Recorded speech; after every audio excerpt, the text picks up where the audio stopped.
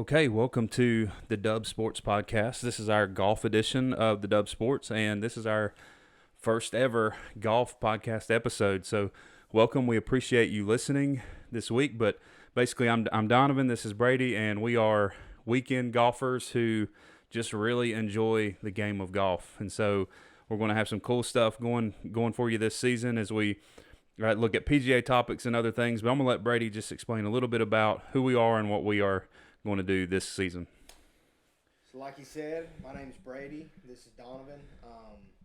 We are just amateur golfers. I've been around a lot of really talented golfers and really sucky golfers, and it doesn't matter. We always have a good time, and just something that me and Donovan always find ourselves doing is looking at the week ahead of us in the golf world, and looking at picks and making predictions and just talking about the what ifs and why nots. And so we just decided we bring that to y'all, and the goal is to kind of provide an outlet for y'all to see both the pro side of golf but also the amateur side, and kind of get to see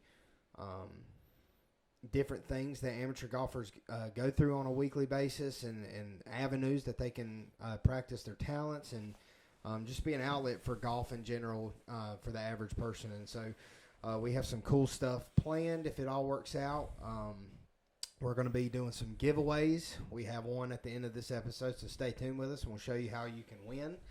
And so anyways, I guess we'll just get right into it. Yeah, for sure. And I think throughout the season, too, just want to add that we will we'll do some, like, on-course stuff and just mess around and have a good time. And Brady is a much better golfer than I am, so you'll enjoy watching him play some golf at some point, I'm sure. But, so we'll jump into it. This week, our first 3 episodes will just be focused on the Ryder Cup, one of the most anticipated events in the golf season thus far. And after a good ending to the PGA Championship, seeing Patrick Cantlay win that, it's time to move on to the Ryder Cup. And really, from even other guys in the golf world, it seems like this is an exciting event for them as well, and something that they look forward to. And so our first 3 episodes will be focused on the Ryder Cup. And we'll just jump right into it. We're going to just kind of just talk about the course and the teams and just the format from there. Yeah, so I'm going to go through the logistical stuff. It can be interesting, it can be boring, but stick with us and we'll get through it. I think one of the cool things about the Ryder Cup is that it doesn't matter where it's at, whether it's on home turf or it's overseas. I think the camaraderie is the best part of it, and they come together, and the matches are always great. But I think it's going to be extra interesting this year because we do have some new faces. We have some old faces that are staples in this Ryder Cup, and there's some young bucks that I'm excited to see what they're going to do. But it is at Whistling Straits this year, and Whistling Straits has hosted multiple tournaments. It's hosted 3 PGA Championships, and a PGA Champions event. And so just to kind of recap on that and just go over that, it is Whistling Straits has hosted the 2004, 2010, and 2015 PGA Championship, and a Senior Open, and I don't have the year for that. But regardless, I'm just looking down here, and from what it's showing on this course, that the Europeans are the favorites. For the 2004, I have Vijay Singh placing first, and then Chris DeMarco and Justin Leonard having the runner-up there. In 2010, I have Martin Keimer winning with Bubba Watson as the runner-up through a playoff. And then in 2015, I have Jason Day winning, and winning by 3 with Jordan Spieth trailing him. And so, obviously, just to point out a few things in that, just personally looking at it, I can already say that Jason Day had an incredible season in 2015, and I believe that definitely transpired over into that event. And unfortunately, since then, he's kind of been MIA. I haven't really heard much about him. He's still out there. He's still getting stuff done, but especially just signing off with TaylorMade. I think he's just kind of he's been in the air, and he's not on this team, so yeah. we can kind of move past that. But he'll have a couple days in tournaments, and it's just like he's back, like he's finally there. The putting's always been there. It's just putting everything else together for him. So and so really, I just kind of wanted to look at the overview of the course. So just at face value from what we've seen online and what we've researched, Whistling Straits is looking like right now the Europeans have the advantage. I think the European team has a great team this year, but I also think the U.S. team is very stacked and very well designed. And so just to look at the teams, I'll read through the names and whether they were picked by a captain or they made the team off of their rankings. And so, before we do that, Brady, let me interject here. So, like, when thinking about the course, like, it is a link style course. Irish, I think, kind of the layout is kind of where that comes from. And one of the things that we do want to ask is, like, do you feel like the Europeans really do have an advantage on a link style course? I don't know that if you look at Open Championships in recent years, I don't know that that's the case, but yeah, I think everybody, when you hear link style, you think absolutely the Europeans have the advantage, but I don't think that that's the case at all. I think it's really in this format. If it's just an everyday tournament, and say we're just looking at the European Tour, or even a PGA Tour event that's overseas and is on a link style course, or even on the home turf, I think it's anybody's tournament. Yeah. But in these events like the Ryder Cup or a major, I think there's an added pressure with that, and I really think it's who's just going to make a ton of putts. Yeah. I don't think it's necessarily the guys who hit it great.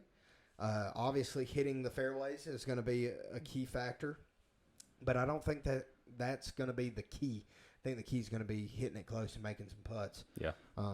Maybe not even hitting it close and just draining some gaggers, but no, I don't think the Europeans have an advantage. I see some really big studs on the U.S. team that can get it done, especially with the flat stick, and so I think it's anybody's game. Honestly, if I were looking at it at face value and thinking of the format, which we'll get into, I think the U.S. team has a very outstanding advantage compared to the European team. But we'll get into that. Yeah, for sure. So just kind of looking at you, if you want to go over the teams, so we'll just look at the teams and we have some concerns obviously on the U.S. team of some guys we thought got snubbed a little bit and making that team, and we kind of want to look at it and say who would we have not had. Obviously, we're not Steve Stricker, and we didn't get that option, but we do want to look at the team. Definitely want to look at the teams and just kind of see what we think about that just from the beginning. You start with the U.S., and we'll break that apart. Yeah, so on the U.S. team, just going down the list, I have Colin Morikawa, Dustin Johnson, Justin Thomas, Brooks Koepka, Bryson DeChambeau, Patrick Cantley, and then starting with the captain's picks, I have Daniel Berger. That's one that we don't know about. Tony Finau, Xander Schauffele, Scotty Scheffler, and Jordan Spieth. Yeah. Yeah, so obviously we can't argue with the first six on our team, right? So the first six because of just FedEx Cup rankings and world rankings, and that plays a part. So Cantley, DeChambeau, Koepka, Thomas, Johnson, Morikawa all made the team just based on the ranking for the year. And then the captain's picks, I think we're pretty good. I mean, overall, like I think you got guys that like Scotty Scheffler really competed in the match play this season, and I thought that was a good pick. He's a good young player. Xander Schauffele, obviously, with the Olympics and had a great run there. Jordan Spieth has been up and down for a few years, and it's really been frustrating for me and for golf fans. And I don't think you care one bit because I don't know that you care for Spieth too much. Is that right? I like Spieth, actually. Okay. He's kind of in this format. and with just everything that's been going on, he is very much an Ian Poulter figure. Yeah. Ian Poulter could be out of golf and in retirement for 10 years, and he's going to get the pick. Yeah. He's going to be there. He's a locker room guy.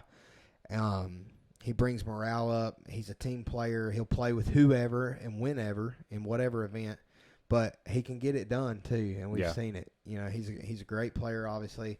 I think he's a little bit of a head case. Ian Poulter? No. Oh, well, Speed? Both of them are. But Speed especially. But I think he's finding his game back. He is. But he's a staple figure, and you just look at the field and you look at the options available.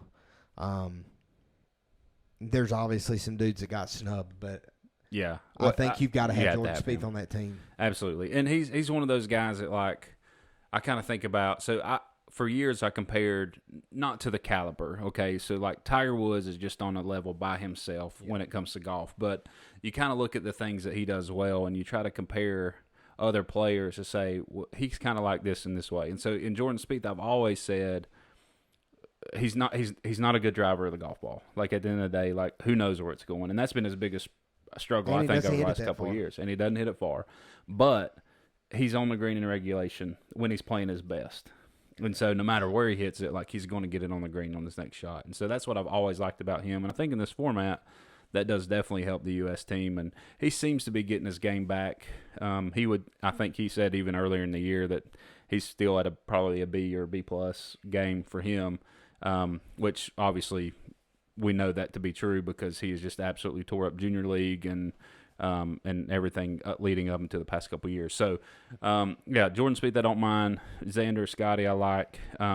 Harris English just had a really good year, and so I think just based on the season that he's had, I would say that he deserves to be there. He just has no thrill factor. None. Like, there's just no... Oh, he's vanilla. And we'll go ahead. We'll call out the elephant in the room. Kevin Kisner should be on this team. Yeah. He's clutch. He's a great player. He's consistent, and everybody likes him. Whether it's on a personal level or they just how can you not? They're gonna like to have him on his team. He's kind of a guy you love to hate and you hate to love, Yeah. But like Harris English just doesn't get it done for me. I mean, he's a great player. I think he's going to perform well, especially if he ends up playing a format that's not just the individual matches. I don't really foresee that happening. Yeah. But he just doesn't get it done for me. I'd much rather have Kisner on the team. Well, Harris has been driving the ball well this year, and he hits it hard. I mean, he hits it a long way. He doesn't do anything special, but as far as like solid golf all year long, he has done well in that regard, and I think that's definitely why he made the team, and I would say he probably deserves to be on this year's team. The two that I question that we haven't mentioned yet is Tony Finau and Daniel Berger, and Tony he started out really hot at the first of the season, kind of cooled off in the middle, and has really come along here recently. And it's probably that got it on his team of being like, oh, he's really turned it up. Tony Finau is a great player, and I love the guy. I think he's got a great personality. He seems to be a good guy to be around.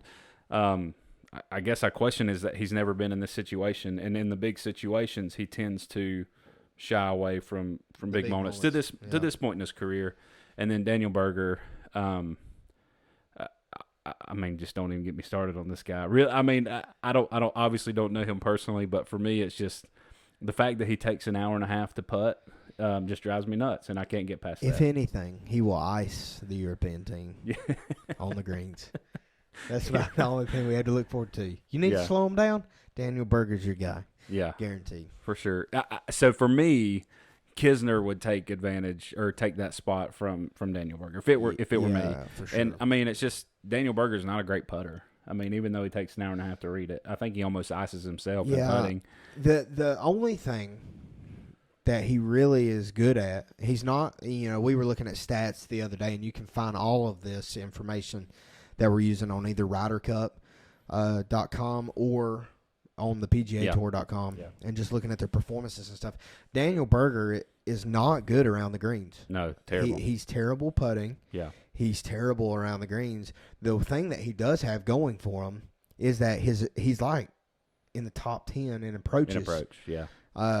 However, you've got to hit the fairway. And that could be a big factor. I think he kind of can spray it sometimes and get all over the place. But, yeah, that pick doesn't make a lot of sense to me. He's been kind of consistent as of late. I mean, he's not done anything outstanding, but he's just been around the middle of the pack. Yeah. Which I guess, around this time of the year, I mean, you could say the same about Scotty Scheffler because that's, he's had his great performances, and then he's had kind of just the rest of the season just kind of been laying around and not doing much. And I would say that's where Spieth's at. Absolutely. But Spieth is Spieth, Right. Man won $22 million in one season. Exactly. So. Yeah. Well, and really, they're captain's picks for a reason. So they're not in the top 6 on their points because they've been a little bit inconsistent throughout the year. And then, like I said, I mean, there's a reason these guys are on the team. I'm sure Stricker has a good idea of with Daniel Berger's approach. If he's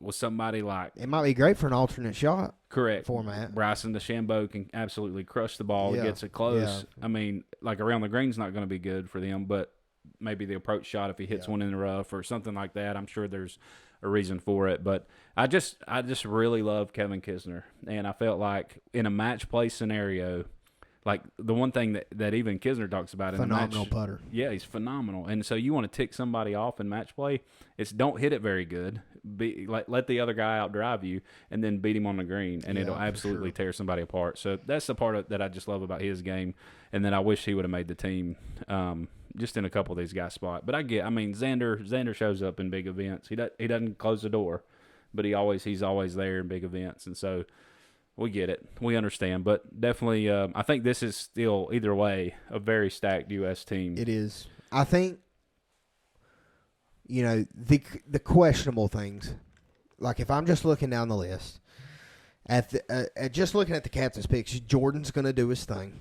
Yeah. He's going to get it done around the greens. Mm-hmm. Jordan is actually a very good links player. Yeah, he is. So I think he's going to do well on this golf course. And he's going to get it done around the greens. And it doesn't matter what format Jordan's in. He's going to adapt. Even on the biggest stages, we've seen him with Patrick Reed throwing it down. Yeah. That's maybe another honorable mention that we didn't throw in there. That's true. Is Patrick Reed could have possibly been on this team and performed well. But, I'm looking at I think Xander's going to blow people out of the water. Like, I think this is his kind of format. Yeah. I think he likes these big events. Mm-hmm. And it's kind of like a major, but it's not a major, because it's like a major of match play, if it was in that format. Yeah. And so I think Xander's going to play very well. The guys that I'm looking at are Daniel Berger, Harris English, Tony Finau, and Scotty Scheffler. I just don't know what they're going to do. Yeah. I think Scotty Scheffler is going to play solid. Like, I think he's going to hit the ball great. I think he's going to chip and putt decent, if not good. Mm-hmm. But, I just don't know. I don't know what they're going to do. But I know one thing. You look at Morikawa, Dustin Johnson, Justin Thomas, Brooks Koepka, Bryson DeChambeau, or Patrick Cantlay. You can look at any of these dudes right now, and I think they'll bail them out. Yeah, no doubt. I think, especially if you're looking at, the individual matches are going to be a different story. I don't know what that's going to hold for us. We have no idea what the matches are going to be at this moment. Yeah. Of filming. This is just kind of our predictions of what's going to happen. So. Yeah. And when pairings come out, we'll have a little bit better idea of kind of what little we think premature will on our end. For sure. And the one thing about Dustin Johnson is he's been so inconsistent this season, and I really hope that he comes and plays well. He's probably the one out of the big guys that I worry about the most, just because he has been so inconsistent this year. Yeah, because they're going to look at him to get a point in whatever match he's playing in, or whatever format, too. And he has been very spotty, and so I'm curious to see how he'll perform as well. Yep. But you look at dudes like Colin and. Justin Thomas is solid. It doesn't matter where he's playing. I think he just kind of he's bust or bail. He's either going to the final pairing of the final day, or he's not making the cut. I mean, and so I'm looking at Justin Thomas to be like in a position that, you know, we look at him and he hits the ball straight. He hits it a long way for his size. He's a great chipper. He's a great putter. But I think, like, in this format, in this event, he's going to be the guy who's, like, just going for birdies the whole time. Oh, yeah. He's going to get put on a team with a guy who's consistent. I could very much see him and Colin getting paired together because Colin will dip some birdies in there on you too, but Colin's very steady. Yeah. And they're going to put him, especially in a 4-ball or a either the 4-ball or the foursome matches, they're going to put them two together, and that would be a good pairing. Yeah, I think. I agree. That's a prediction. Mm-hmm. That's not. I'm not saying that's going to happen, but they could put him with Colin, and Colin could just do what he does, and then Justin can kind of be like the one that goes for it. Yeah, and Justin Thomas and Tiger Woods had a really good outing a couple years ago in the same. Actually, even in the last President's Cup, I think we're paired together and had a great run. Colin Morikawa's game is very close to that of Tiger Woods, and so accurate and on any shot that he has, and they could do some damage together for sure. I think that'd be a pretty good pairing. But moving on to the European team, a pretty good lineup here. Paul Casey, Matt Fitzpatrick, Terrell Hatton, Tommy Fleetwood, Rory McIlroy, Victor Hovland, John Rahm, Lee Westwood, and Weisberger. Wiesberger, Bernhard, I don't know. Anyway, somebody, whatever that guy is. Those are the guys that made it just based on their world rankings. And then they had 3 captain's picks. They had 9 players make it based on their world rankings. And then Sergio Garcia, Shane Lowry, and Ian Poulter were captain's picks there. Pretty solid lineup, I mean, from top to bottom. Yeah. It's good to see Tommy Fleetwood in an event. He lost his card this year. Love Tommy he'll have Fleetwood. to earn that back. But we love watching Tommy, and I think that's a good one. But any surprises here? I think probably on the European side, probably got the best that they could. I don't. The European Tour has some great players, but I think these are the guys. Like, these are the staple players. Yeah. I love Paul Casey. I think he's one of the best European players out there. Can obviously perform on the U.S. home front too. Yeah, for sure. We've seen Tommy play very well. I don't think he's just ever been able to get it done. Rory is obviously Rory. We don't really have to talk about him much. John Rahm is a phenomenal player. Sergio has proven himself. Shane Lowry is a great player. We know that. Yeah. Ian Poulter's, we know why he's there. He's a great player, but he's there for the locker room. Yeah. And he's a good match play guy. Yeah, he is an incredible match play guy. I think Matthew Fitzpatrick is kind of like he's kind of going to be like their Bryson DeChambeau, I think. He's obviously not playing like Bryson. Right. Or I'll say Bryson, but he's kind of the guy that just nobody likes. And he's going to aggravate whoever he plays with. Yeah. He's going to get it done. He's going to play good, but like he's the guy who the Americans are all sitting there like, I hope I don't get paired with this dude. Yeah. Like, I don't think anybody likes him. I got you. Now, I didn't know that.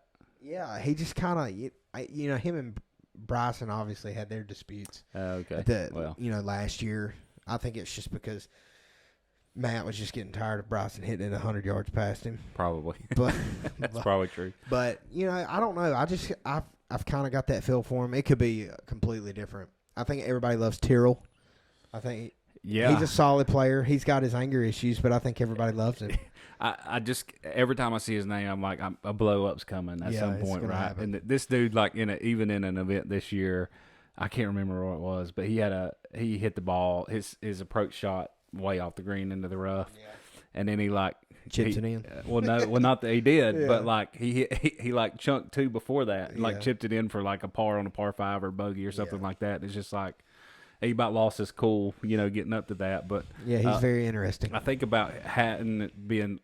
Rahm's not as bad anymore, but we're always he's like a miniature John Rahm. Exactly. Or even like Ian Poulter can get kind of fiery every once in a while. So I would love to see like Hatton teamed up with one of those guys and things just go bad and just see an absolute just crazy blow up would be awesome. Yeah, I would love to see a club snapped. Yeah, for sure, absolutely. Even a putter or something. Maybe he'll donate it. He'll donate it. Yeah, it doesn't need to go in the fescue. Yeah, I think we should be able to buy it and just give it away. Yeah, I think that'd be great. He could just give it. Not maybe buy it. Just we give need it away some memorabilia. We do. Just in starting this is the first episode and it's early, but we are looking for sponsors. Yeah, we're looking for some memorabilia. We want to fill this wall up. That's right. And so I've got some trophies back here. Yeah, the only thing I got going for us is like the local Bojangles. We're gonna be we need to get sponsored by Bojangles. We'll be like Happy Gilmore and Subway, but with Bojangles. We would be perfect spokespeople for Bojangles. We would. We go there like 7 times a week,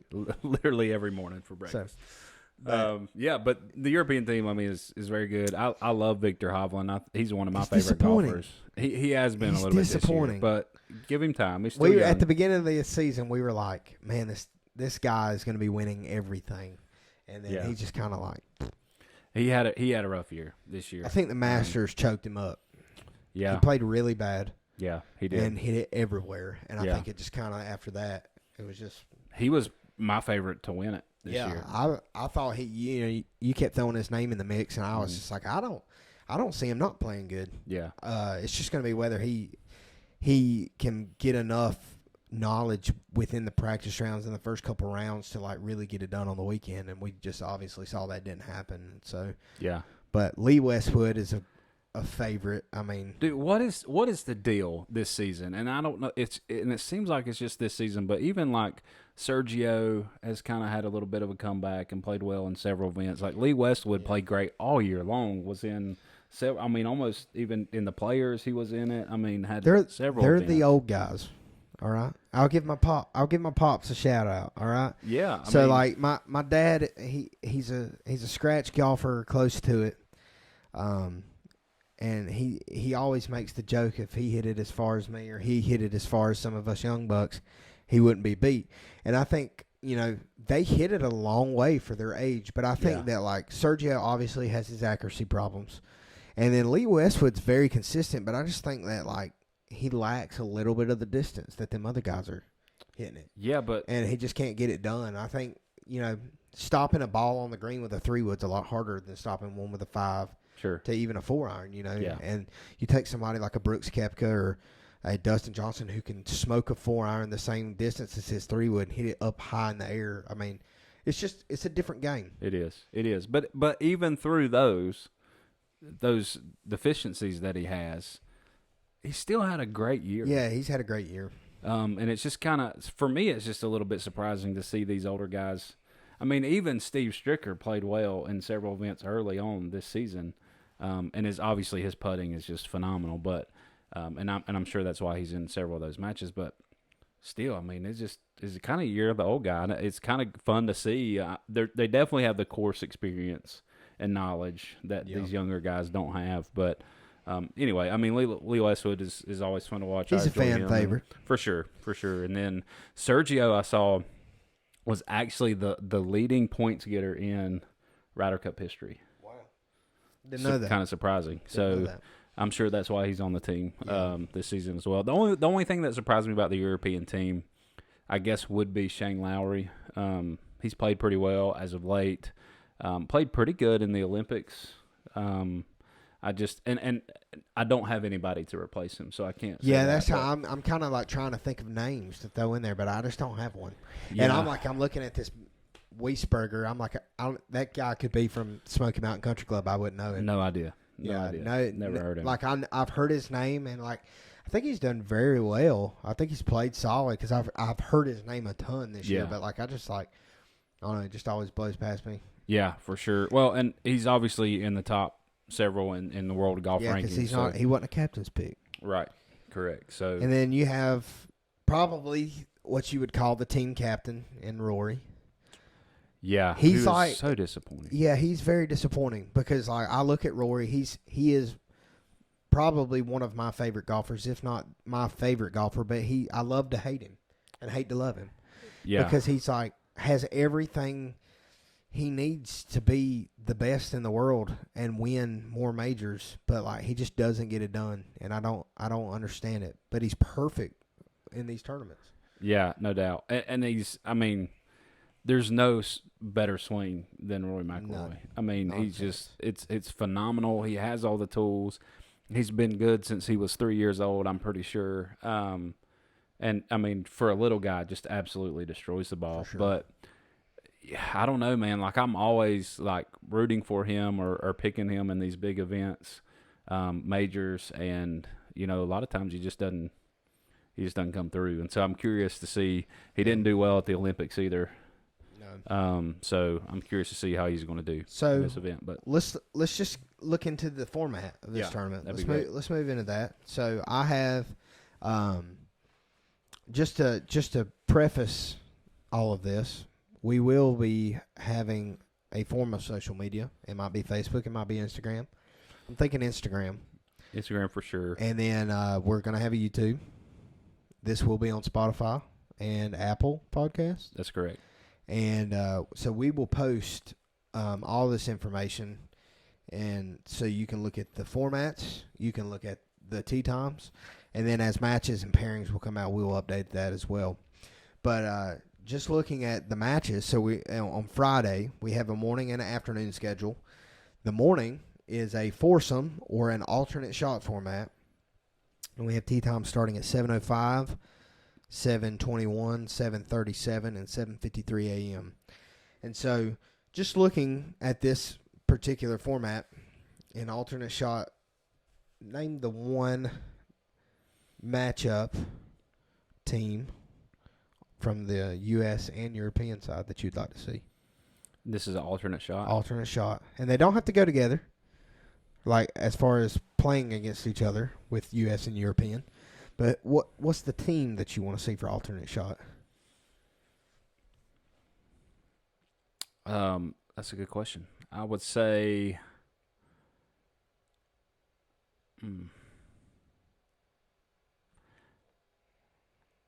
I would go with what we talked about earlier. I think Colin, Justin Thomas.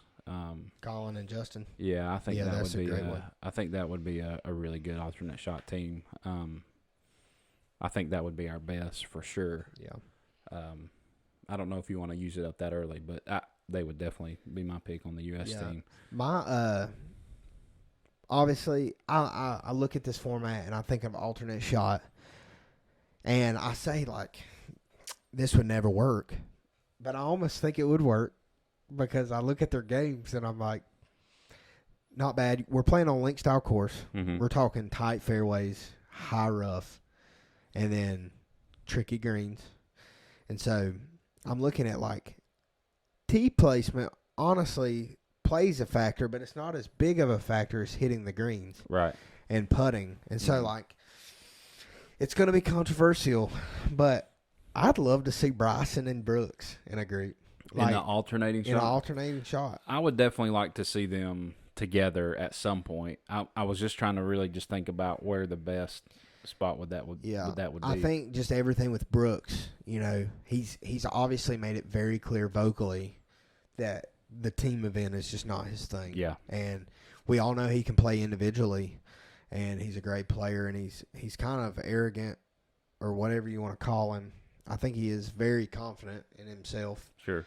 And but I do think that, part of being, in this position and having the honor to play in this event, like you kind of have to succumb to the team atmosphere and the camaraderie. And I think Bryson's made it very clear that he's like, I have no idea why, we are the way we are. And he's like, I don't mean anything by it. I just kind of go with it. But I think, like, just looking at a game standpoint, Bryson is absolutely murdering the ball. He doesn't know where it's going to go half the time.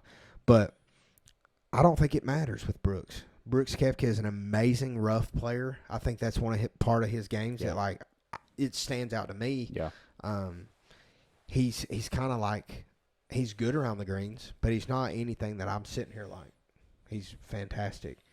But I look at, like, Bryson hitting a tee shot in the rough.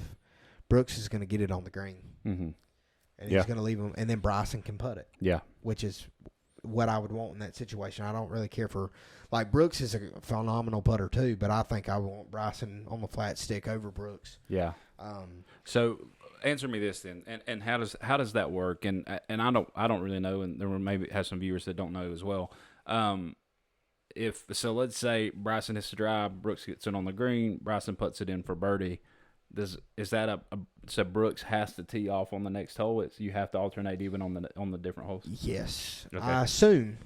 I think so. Yeah, I think they alternate every shot. Okay, no matter what. Yeah, I'm pretty sure that's how it would work. Okay, very cool. Yeah. So I think that team would work. I think it's what the fans want to see.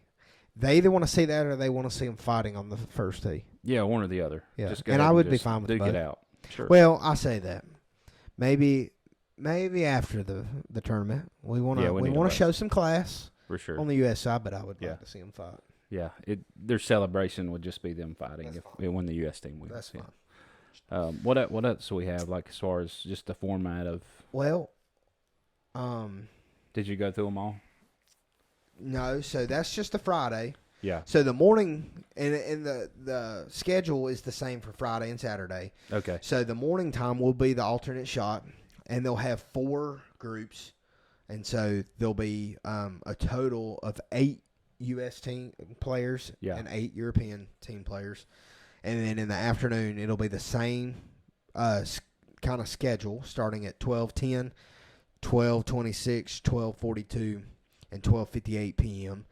And it will be a 4-ball or a best ball. So they'll play their own ball, and then they'll take the best score on every hole. I got you. And that's how that format will go in the afternoon. So in the morning, that'll be like a 2-on-2. Yeah. Yeah. And so in the morning you will have the alternate shot, and then in the afternoon you'll have the best ball format, and then Saturday will be the same, same tee times as well, and then Sunday you'll get into the singles matches. Gotcha. And that'll be match play. Match play. And the best ball will be a stroke play, right? You just take the best score. No, best ball will be match play. Oh, it is match play as well. Okay. Yeah. Good. So instead of like we count a birdie, we'll count a point. Yeah, that's right. Okay. So, that's how that'll work. So, gotcha. I mean, we talked about the teams and kind of like the desired pairings that we'd want to see. Let's talk about clutchness. I mean, if you're on either one of these teams, I mean, who do you think is the key player for both teams? Well, European by far, John Rahm. I think he is by far the best player on the team and playing the best right now. I think the European team is going to lean heavily on Rahm.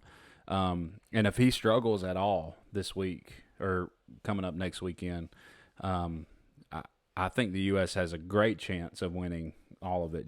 And I think it leans on John Rahm for the European. So he's definitely the best player right now. And probably the most clutch out of all those guys that I would say. And then on the U.S. team, that's where it's hard because you have a lot of guys like Xander who plays well but has a hard time shutting the door. Tony Finau's the same way.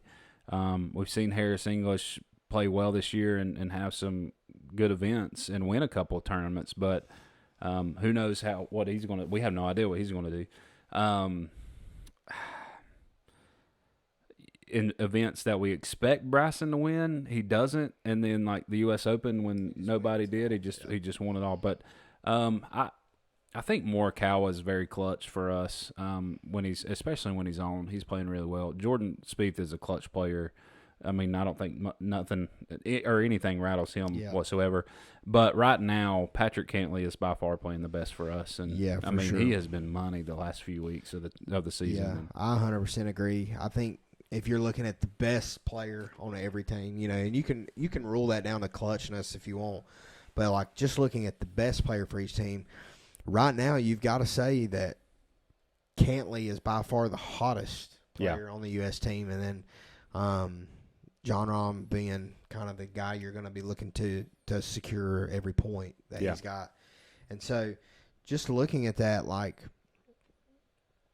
do you think that they are the key players? I mean, they're definitely clutch. They're definitely the best. But, like, who do you think's key to win their match? I mean, like, because you look at John Rahm, he's going to win this match. Yeah. You look at a guy like Colin Morikawa or somebody like that, I think Colin's going to secure his match. It doesn't really matter who he's going to be. But, like, who do you think is going to be, like, who's the guy you think might cost him a point if he doesn't win? I think Brooks is one. Yeah. He's dealing with an arm injury, but he is playing. I think he's kind of for us. I think he's definitely one of those guys, because if he does win, I think we have he has an advantage on these courses anyway, just from being able to hit the ball out of the rough. I mean, he's so strong and still get on the green, no problem. For sure. But he's definitely a big one for us that we need a win out of him. I would put our worst player against John Rahm, just to go ahead and just count that as a loss, because that's probably going to happen anyway, no matter who he plays. I think he's big. I think Xander Schauffele, is kind of that. He's a top player, but he's still kind of middle of the road on our team. Yeah, for he's sure. huge. I look at Xander and I'm like, Xander could go out and play a John Rahm and beat him. Yeah. If he was solid. Oh, for sure. But I also think he could lose to somebody like a Lee Westwood or a Tyrrell Hatton, or a Victor Hovland for that matter. For sure. And that would decimate that plan for US, Yeah. And so, because those are going to be the key players by far for the European team, are guys like Tyrrell and a Shane Lowry or a Victor Hovland, because Victor, as good of a player as he is, he's never been in this situation. Right. He's struggled as of late. Correct. And he's kind of the young buck, You don't really know what to expect out of him. You don't really know what he's going to do. But if he just happens to get hot and make some putts and wins his point, yeah. I mean,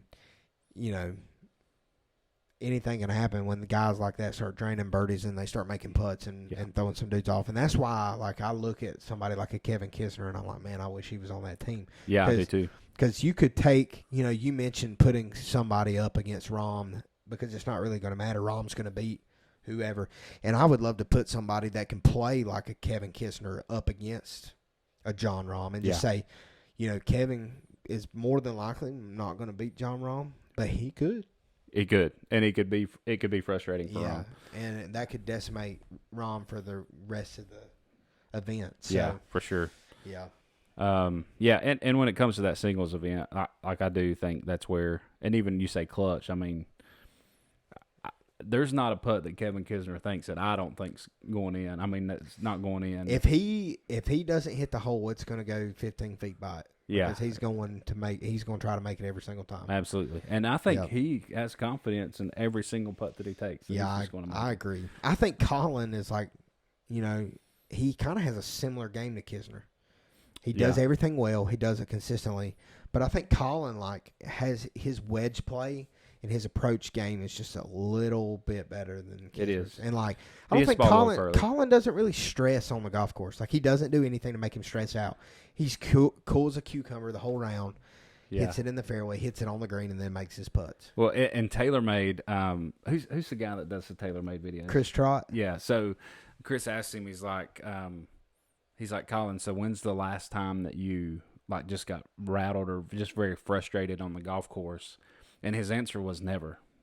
He said, I've never gotten upset. And so he's just cool, man. Yeah. I mean, so he's great. And then another stat on Colin Morikawa was his dispersion with a 6-iron coming out of college was the same or less than that of professional wedge players. And so he hits it where he wants to every single time. So that'll be and I hope he plays well. I mean, ultimately, when he's at his best, I think he's the best player on tour.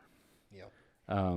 And so we'll see how that goes. But I mean, it should be exciting. I know the Ryder Cup is just it's just a very exciting event, and ultimately, I just feel like golf maybe should consider going to more match play events during the season. Absolutely, and making it a little bit more fun for fans. Yeah. Even some Ryder Cup type of things. I don't know exactly how they would do it with their FedEx Cup standings and all that, but they've been trying to do more events like the match. Yeah, and I think it's great. For golf, I like to see even the celebrities join in. I do too. I really love the match that they had with it was JT and Tiger and Rory and who was the other guy that was there? Rory and I don't know. somebody. I don't remember who that was. I can't remember. Sorry, whoever that is. If Yeah. but They're listening. not that they care. Yeah. But so. But anyways, like they've been doing stuff like that. But the problem is it's not as inclusive because they're throwing out insane amounts of money, and obviously they're going towards charities and stuff. Sure. But like, Tyrrell Hatton doesn't have all this money to be throwing out, Right. Or Kevin Kisner or something like that. Yeah. Although Kevin Kisner probably bet it without even having it. He probably would. Yeah. Yeah. No doubt. But I think there has to be some sort of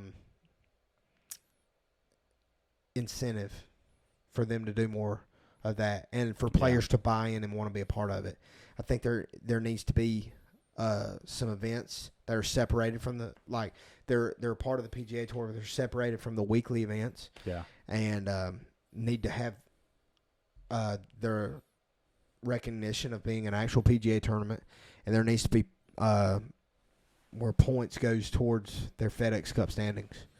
Yeah. Like there needs to be some, because I think that would be a good way to get these guys involved who like a JT Poston who needs the points, and fans love him and would love to see him in a format like that, and also would get his name out there a little bit more and give him a chance to perform at East Lake. Yeah, for sure. And so I think that would be a cool thing to see. Yeah, I think ultimately the FedEx Cup playoff should be an all match play. That would be great. 1v1 type of thing, just like March Madness. Just because it's like, you look at that, a guy who wins something like that is the best of the best. He's beating every guy to get to the end. Whereas if they do it just a 4-day tournament, it's no different than any other week on the course. Anybody can win. Like it's not the number one dude. Yeah, well, and Cantley, starts at 10 under going into it, and I don't recall. I think when DJ won it, it's the same, obviously. Yeah. And so, you didn't expect those guys to lose the lead in the weekend. And East Lake is a difficult place. It could happen. But, I don't know. March Madness is so fun for fans because, anybody could be eliminated at any point. And I think that would be a really cool something to add to the FedEx Cup playoff. But we'll get into that another time, I'm sure, throughout the season. Yeah, but match play would be awesome to see more. So, the moment we've all been waiting for to end this with. Yeah. We have a giveaway. That's right. First episode. And this episode is sponsored by Brady's Wallet. But we have a set of Vice Pro drips. The drips. Yeah, these are a fantastic golf ball. Yeah. Excellent spin, excellent distance, and they win member guest for the Joyner boys. And you can confirm that with Ryan Elkins. I'm sure he would love to tell you all about it. But this is your ball of choice. This is one of my favorites. Yeah, for sure. They have a couple different options. This is the green and black drip. They have a more red and blue. Then my personal favorite, they have a light pink and a light blue. Yeah, which I believe they call the Hugh Hefner version. Is that for real? I think so. Seriously, I think I've seen it. That's funny. If not, it should be. It definitely should. It definitely should be. Sure. But here's how you win, ladies and gentlemen. We want you to like the Instagram page, the Dub Sports Podcast Golf Edition, and the YouTube channel, the Dub Sports Golf Podcast. Let's do a subscribe and like. Subscribe and like the Dub Sports on YouTube. Yes, and then a comment on the YouTube video. On this one. Yeah. I don't care what it is. Just a comment. It could be, you guys suck, and you should never do this again. Yeah. That would be fine. Yeah. Or suggestions of what you want to see. Yeah, what do you want to see? What do you want to hear? Yeah, so the desired trajectory of what we have right now is this episode is obviously a little premature to the Ryder Cup. Mm-hmm. We're talking about what could potentially happen in the matches. We don't even have the match list yet. Yep. And so once we get that, we're going to do a follow-up video on the actual matches now of what they have and our predictions for what's going to happen. That will be a way shorter video. And then we are going to recap the Ryder Cup and talk about what happened, what we wish would have happened, maybe the matches we wish we would have saw. And So, yeah, that's kind of the trajectory as of right now. Yep, absolutely. But, again, like the Instagram page and follow it. Like or follow the YouTube page. Subscribe. Subscribe to it. Got to get the language right. Yeah. Get the dialogue. And then comment on the YouTube video. That's what we want to see. That's right. Absolutely. And then you will get a free follow, box of golf balls. Yeah. Follow, subscribe, comment. That's what we want. Simple enough. So, absolutely. All right. Good. Well, good. Well, that's all we got for this episode. Again, we'll be back shortly, soon, in the next few days when the pairings come out for the Ryder Cup. We will talk about that in shorter detail for sure. And, we'll see how that goes. We're excited about the Ryder Cup coming up. Thank you all so much for listening. We hope you have a great week. And we kind of end the dub segments on most weeks of whatever you're doing in life, whether it's your job, it's parenting, whatever it may be, work hard and go out and get that dub. See you guys later.